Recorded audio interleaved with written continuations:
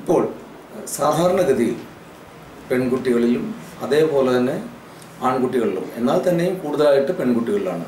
പെൺകുട്ടികൾ ഋതുമതിയാവുമ്പോൾ, അതായത് മാസമുറ ആരംഭിക്കുമ്പോൾ അല്ലെങ്കിൽ ആരംഭിക്കുന്നതിന് തൊട്ടു മുൻപായി ആ കാലയളവിൽ പെൺകുട്ടികളുടെ കഴുത്തിൽ ചെറിയൊരു മുഴ ചിലപ്പോൾ കണ്ടു എന്നുവെന്ന് നമ്മൾ പേടിക്കേണ്ട കാര്യമില്ല.